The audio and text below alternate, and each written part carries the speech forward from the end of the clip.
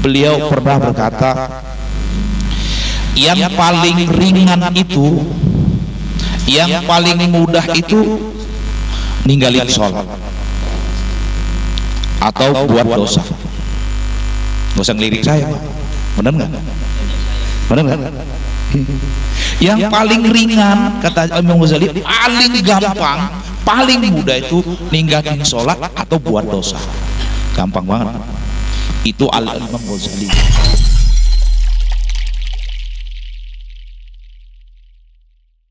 أعوذ بالله من الشيطان الرجيم. بسم الله الرحمن الرحيم. الذي خلقني فهو يهدين والذي هو يطعمني ويسقين وإذا مرضت وهو يشفين والذي يميتني ثم يحيين والذي أطمع أن يغفر لي خطيئتي يوم الدين.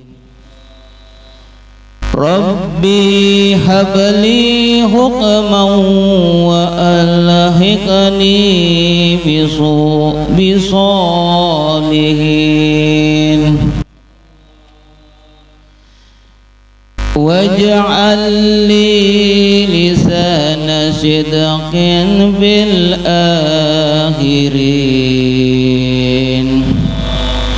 واجعلني من ورثة جنة النعيم واغفر لأبي إنه كان من الضالين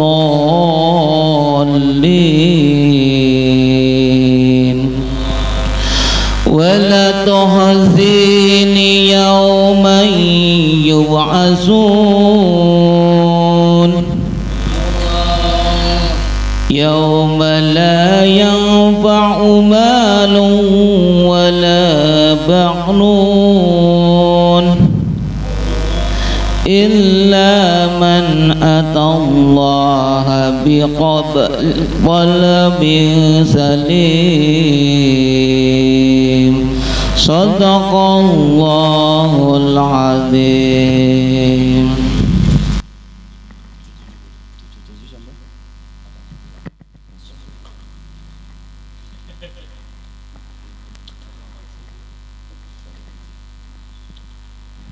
Assalamualaikum warahmatullahi wabarakatuh.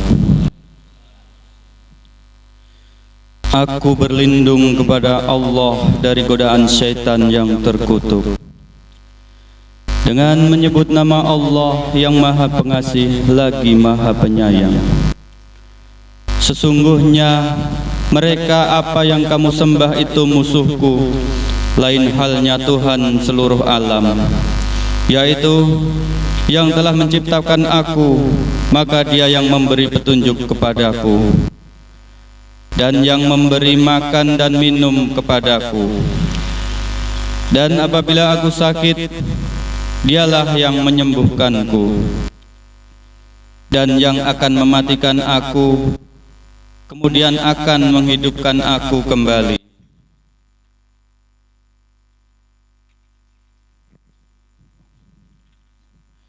Dan yang sangat kuinginkan akan mengampuni kesalahanku pada hari kiamat.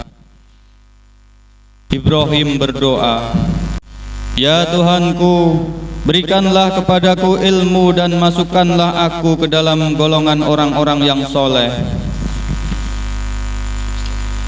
dan jadikanlah aku buah tutur yang baik bagi orang-orang yang datang kemudian. Dan jadikanlah aku termasuk orang yang mewarisi surga yang penuh kenikmatan. Dan ampunilah ayahku, sesungguhnya dia termasuk orang yang sesat. Dan janganlah engkau hinakan aku pada hari mereka kebangkitan, yaitu pada hari ketika harta dan anak-anak tidak berguna kecuali orang-orang yang menghadap Allah dengan hati bersih. Maha benar Allah dengan segala firman-Nya. Wassalamualaikum warahmatullahi wabarakatuh.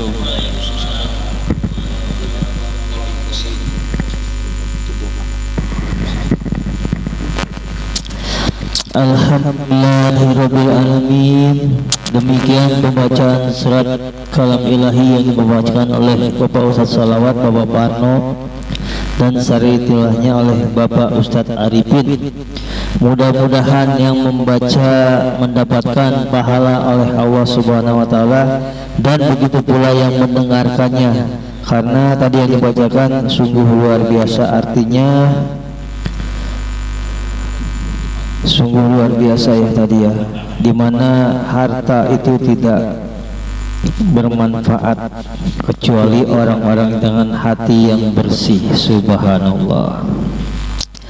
Baiklah, beranjak acara selanjutnya adalah acara puncak ataupun acara inti, adalah Maizatul Hasanah dari Ustadz kita, Ustadz Hengki Irawan. Mari kita dengarkan dan kita saksikan yang beliau sampaikan. Silakan, waktu dan mic persilakan.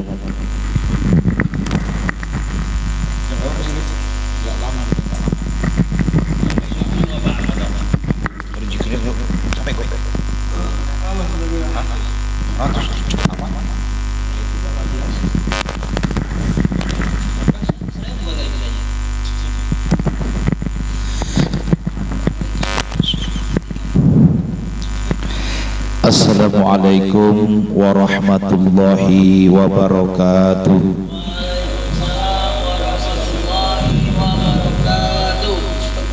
Alhamdulillahi rabbil alamin, wal aqibatu lil muttaqin. Asyhadu an la ilaha illallah wahdahu la syarika lah, wa asyhadu anna Muhammadan abduhu wa rasuluh.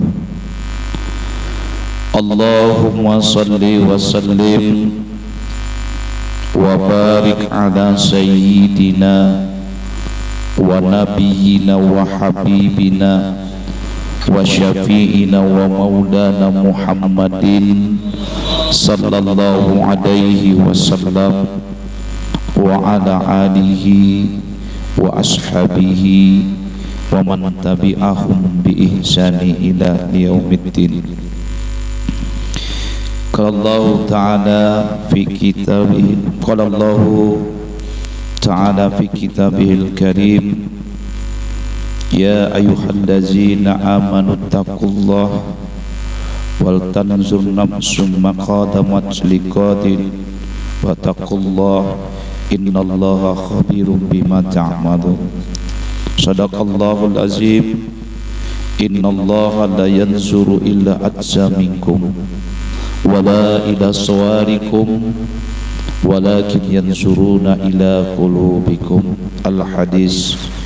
Illahi anta maksudi wa ridhoka matlubi, amma ba'du. Yang pertama, mari sama-sama kita panjatkan rasa syukur kita kehadiran Allah Subhanahu wa Ta'ala, yang alhamdulillah Allah masih limpahkan nikmat kepada kita sehingga kita bisa sama-sama duduk bermuhajahah, waalaikumsalam warahmatullahi wabarakatuh, bersilaturahim untuk bertolabul ilmi. Mudah-mudahan hadirnya kita, ngumpulnya kita di mari benar-benar mendapat ridho dari Allah Subhanahu wa Ta'ala. Amin. Selawat serta salam mari sama-sama kita curahkan, kita limpahkan keharibaan junjungan kita Nabi kita Muhammad sallallahu alaihi wasallam. Mudah-mudahan kita bisa mengikuti, melaksanakan dan mengerjakan daripada sunnah-sunnah beliau, dan insyaallah pun kita termasuk daripada umat beliau yang insyaallah nanti di yaumil qiyamah akan mendapatkan syafaatnya. Amin ya rabbal alamin. Hadirin jamaah yang dimuliakan oleh Allah Subhanahu wa taala, dalam kesempatan yang berbahagia ini saya akan coba sampaikan materi di mana malaikat Jibril pernah bertemu atau mendatangi Rasulullah, kemudian beliau memberikan nasihat kepada baginda Rasulullah sallallahu alaihi wasallam yang sebenarnya pada intinya adalah untuk umat baginda Rasulullah sallallahu alaihi wasallam. Mungkin hari ini kita satu aja, nggak usah satu, kita kupas semua biar sedikit, yang penting paham. Dari Sahal bin Sa'ad, Rasulullah sallallahu alaihi wasallam bersabda, "Atani Jibril alaihi salam, faqala," Jibril alaihissalam mendatangiku, kata baginda Rasulullah sallallahu alaihi wasallam, lalu berkata, "Ya Muhammad, isma syi'ta fa innaka mayyitun." Wahai Muhammad, hiduplah sesukamu dan ingat, sesungguhnya kamu akan mati. Sekali lagi, wahai Muhammad, hiduplah sesukamu karena sesungguhnya kamu akan mati. Ini nasihat pertama yang diberikan atau yang disampaikan oleh baginda Rasulullah sallallahu alaihi wasallam dari Jibril alaihissalam. Sahabat jamaah yang dimuliakan oleh Allah Subhanahu wa taala, Al-Imam Ghazali beliau pernah berkata, yang paling ringan itu, yang paling mudah itu ninggalin sholat atau buat dosa. Gak usah ngelirik saya, bener nggak? Bener nggak? Yang paling ringan, kata Imam Ghazali, paling gampang, paling mudah itu ninggalin sholat atau buat dosa. Gampang banget. Itu Al-Imam Ghazali bilang. Dan yang paling berat, kata Al-Imam Al-Ghazali, adalah amanah. Betul? Betul kan ya? Iya. Kalau kita bicara amanah mah banyak Pak ya. Nah, kita nggak bahas itu. Dan yang paling jauh itu adalah masa lalu, waktu. Kalau udah lewat, nggak mungkin bisa kita balik lagi ke masa yang lalu. Memang reinkarnasi ya? Nggak bisa. Dan yang paling dekat, kata Al-Imam Ghazali, adalah kematian atau maut. Karena apa? Karena tidak ada satupun yang tahu di antara kita siapa yang akan duluan di antara kita yang bakal mati duluan. Betul? Setiap waktu, setiap jam, setiap hari, antrian itu bisa saja, atau ajal itu bisa menjemput kita. Betul Pak? Ini grup paham nih, jadi jangan ngomong doang, kita pahamin. Kapan aja Pak? Bisa nanti 1 jam setelah ini kita meninggal dunia. Betul? Bisa jadi besok orang lain pada sholat subuh, tahu-tahu kita innalillahi wa inna ilaihi raji'un. Wallahu a'lam. Allah yang Maha tahu. Kita di sini termasuk saya yang pengennya tuh panjang umur. Bener kan? Pengennya. Hah? Iya, karena nggak tahu. Nah kadang kita paham Pak, ngerti persis, paham banget kalau maut itu selalu mengintai kita. Sejam, 2 hari, 3 hari, maut pasti bisa menjemput kita. Kita nggak tahu kapan itu terjadi. Maka dari itu berhati-hatilah. Artinya kapanpun maut itu datang, kematian itu datang, iyo gak usah dipikirin, memang pasti datang. Tapi yang terpenting di sini adalah mempersiapkan bekal ketika maut itu datang. Betul loh. Jadi kapanpun dia datang, sekalipun kita nggak tahu kapan datangnya, is okay, kita siap. Dan perlu mungkin diingatkan buat kita, dunia ini adalah tempat bercocok tanam, sahabatku, temanku, saudaraku. Betul? Bukan tempat menuai hasil. Jadi merinding saya. Jadi sekali lagi, dunia ini tempat bercocok tanam, bukan menuai hasil. Apa yang kita tanam pada hari ini akan kita tuai nanti di masa yang akan datang, yaitu akhirat. Sadar nggak Pak masalah itu? Tahu, ini pembahasan yang selalu sering diulas-ulas, sering diulas, dipahami, sering didengar, tapi kita hanya masih nyeleneh. Betul? Masih jelas. Udah dibilang jelas. Bagaimana kita hari ini? Selamatnya kita, senangnya kita, bahagianya kita, ya bagaimana kita saat ini?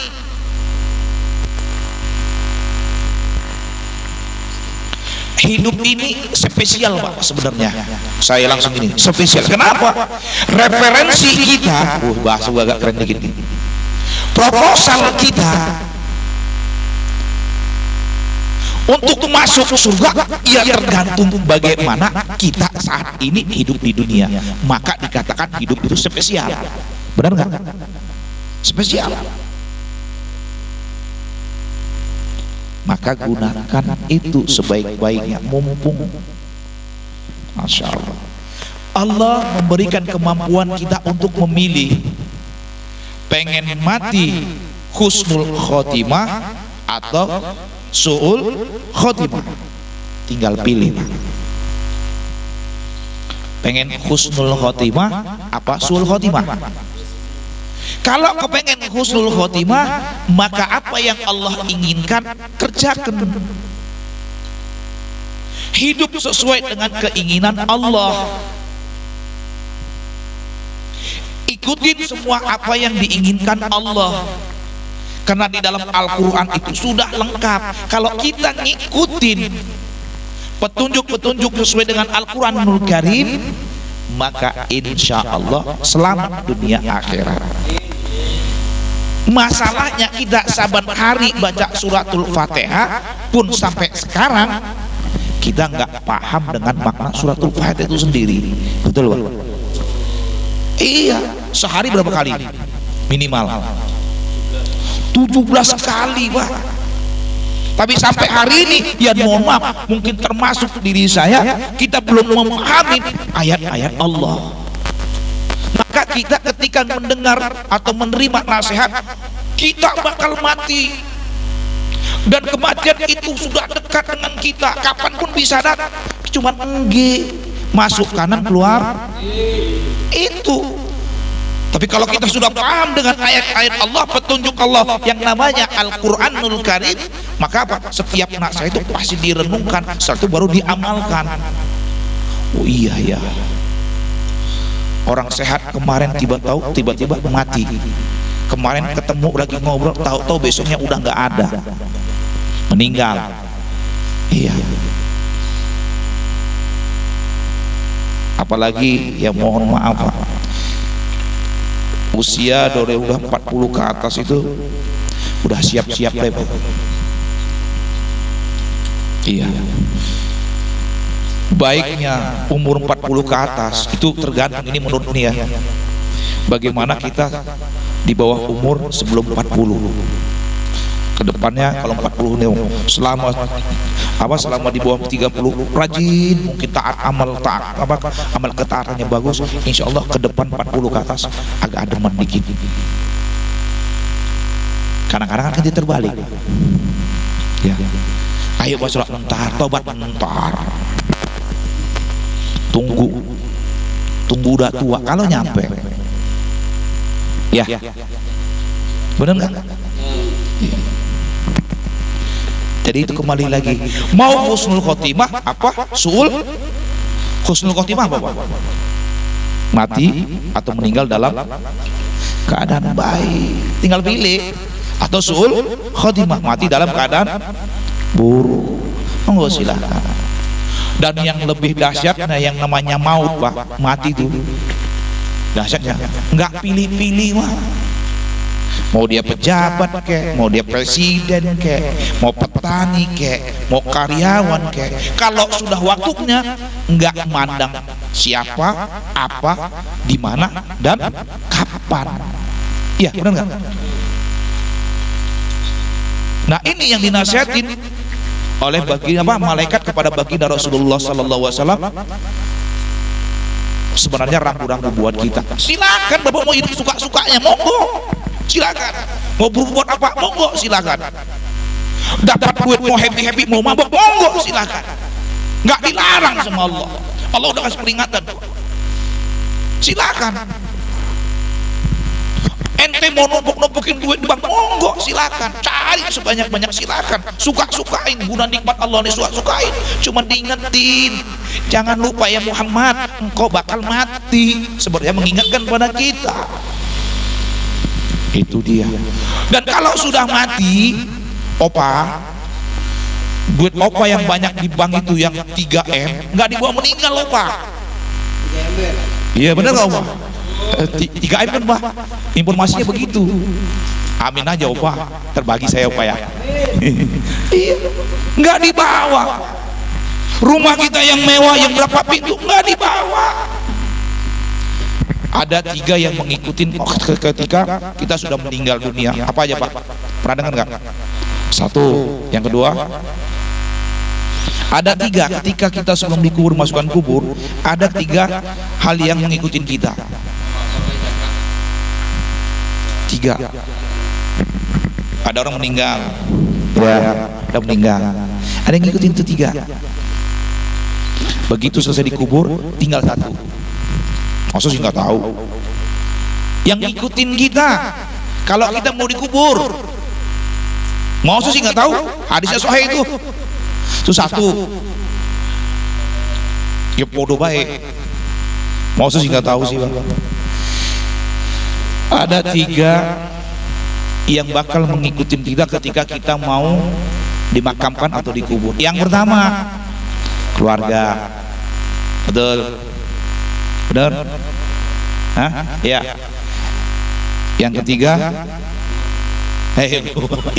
kedua apa? Ayo.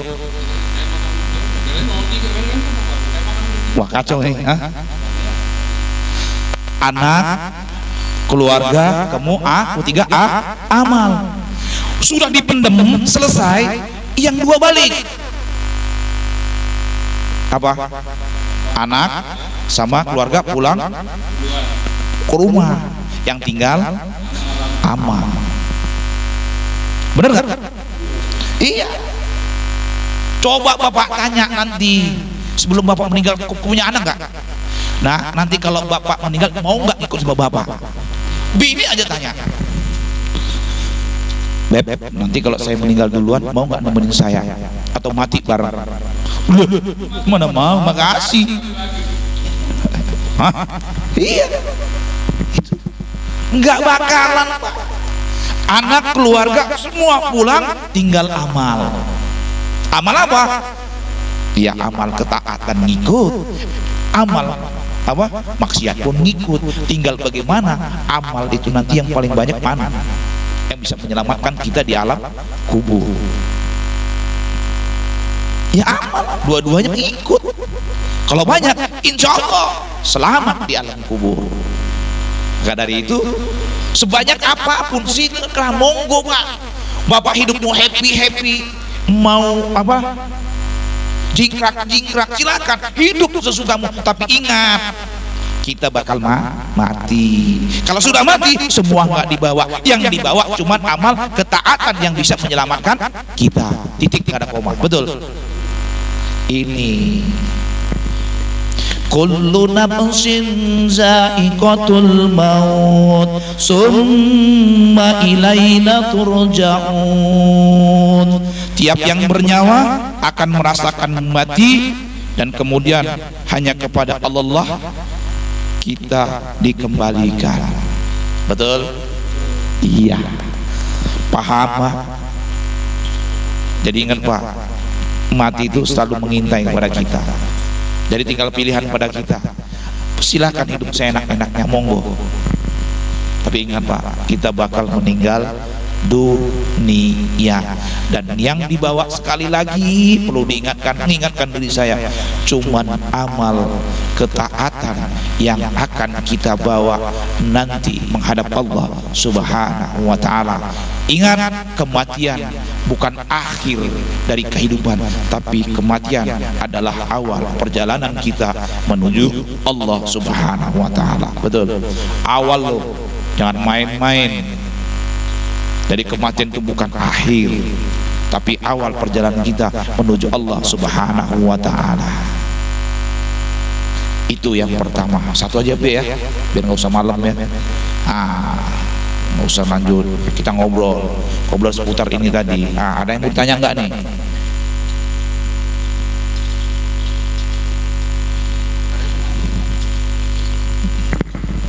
Beliau ada keluarganya datang, familinya.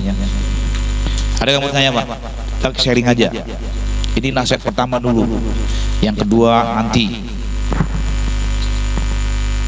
Ya, pembahasannya kembali yang sederhana sih. Mudah-mudahan buat muhasabah kita. Dan ingat Pak, ketika kita sudah kembali, maka tidak ada lagi yang bisa kita harapkan kecuali amal ibadah kita. Itu doang yang bisa menyelamatkan kita.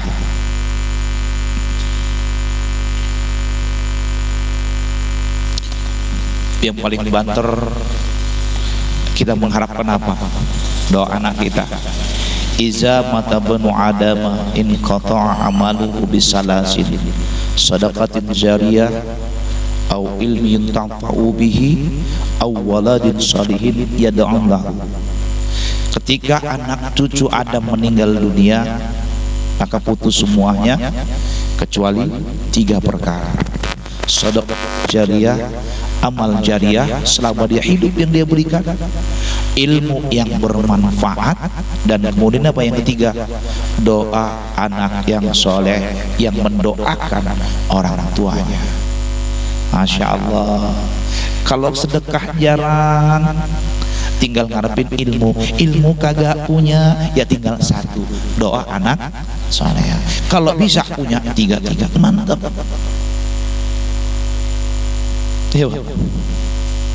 Kita ini juga dulu anak, betul? Kita juga dulu anak. Nah sekarang kita jadi bapak. Benar. Ini mau dilanjut nggak nih? Saya ingin nyampaikan mungkin buat ini dan kita sebagai anak, supaya kita termotivasi untuk terus mendoakan orang tua kita yang sudah nggak ada. Saya ingin sampaikan bagaimana dahsyatnya ketika orang membaca surat Yasin dihadiahkan untuk kedua orang tuanya. Singkat boleh ya? Ya boleh ya. Jadi dikisahkan ada seorang anak, beliau ini emaknya udah meninggal dunia. Tiap hari Jumat setelah selesai sholat Jumat dia ke makam emaknya. Dia baca surat Yasin dengan khusus. Yasin, dia hadiahkan pahala surat Yasinnya khusus untuk emaknya dan kepada seluruh kaum muslimin yang ada di situ. Begitulah yang sering dia lakukan.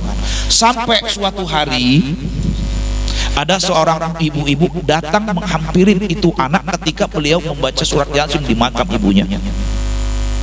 Dia bilang, ucapkan assalamualaikum wahai fulan bin fulan. Waalaikumsalam.